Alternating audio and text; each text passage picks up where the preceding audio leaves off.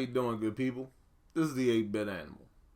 And once upon a time, there was a movie released called The Wizard. Starred Fred Savage, and it was essentially a 90-minute Nintendo Entertainment System commercial.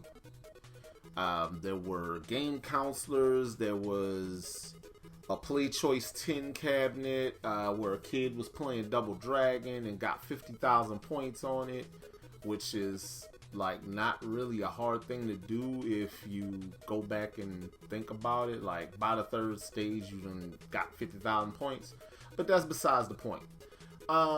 The climax to the movie involves a contest, a world championship of sorts, called Video Armageddon. What a lot of us didn't know was that by 1990, about a year or two after this movie's release, Nintendo would decide to do that in real life. And the game that they used was a modified cartridge, a modified game pack that had like 3 different games on it: Super Mario Brothers, Rad Racer, and Tetris. And yeah, it was a contest to determine who could beat the game or beat these games or score highest in these games in the quickest amount of time. And so yeah, there's a mystique around the cartridges used for the contest. And they've gone out into the wild, they've been reproduced, and we're going to talk about them today. Today, we're going to take a quick look at the Nintendo World Championships 1990 game pack.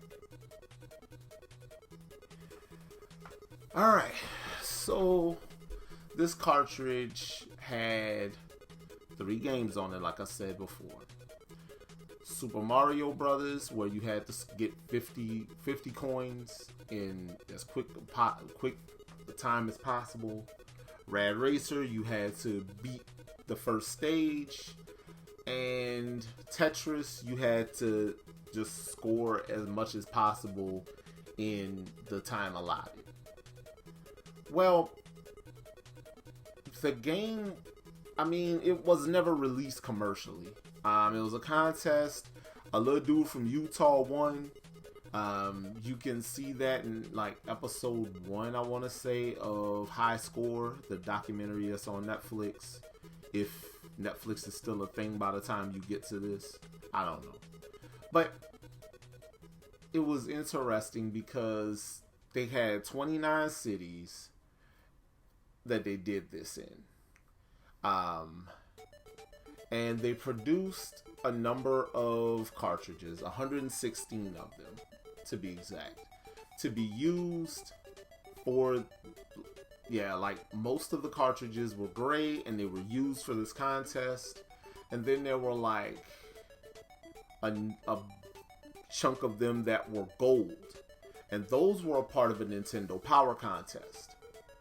And those are the only cartridges in existence. None were ever commercially sold. If you find one with a price on it, it is absolutely a resale. Unless it's a reproduction cart, because those happen. But yeah, it's a standard contest cart. It's essentially a caravan cart. I've talked about caravan shooters before, but this was one of the few times where that was done without the use of a shoot 'em up. There was a platformer, racing game, puzzle game, and it worked incredibly well. So well, in fact, that Nintendo did this again on the NES the next year, and they did it on the Super Nintendo the year after. And it worked. It was a great marketing tool for Nintendo's console. And it was also a great marketing tool for Sega when they decided to do it using the Sega Genesis, partnering with MTV. What you gonna do? Good contest? Gonna equal up to a pretty good... Yeah, a good contest is gonna be a good contest. And the game attached to it, if it's the right thing, it's going to be in demand. Speaking of that, though, you decide you want an NWC 1990 cart. Let's see. Repros are out of print. Like the official, the ones done by Retro USB, Retro Zone, they're out of print. They discontinued them. I don't know what the status of that website even is anymore. I do know though that they made a bunch and they sold a bunch, and you can find them on eBay. And those are over $100 now for a repro. As far as official carts, those are in the tens of thousands of dollars. There is one of the gold ones, because the story has changed over time. One of the gold carts was water graded and posted on eBay with a price tag of $2 million or best offer. And ain't no telling if they gonna ever get that.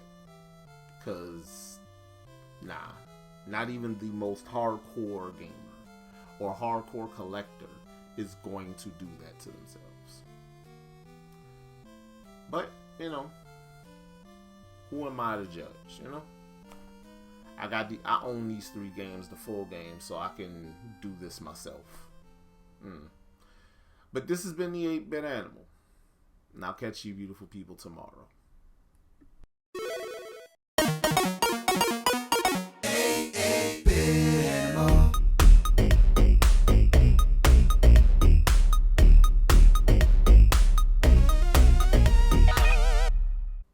Tomorrow. So there's this game, right? Only one copy exists.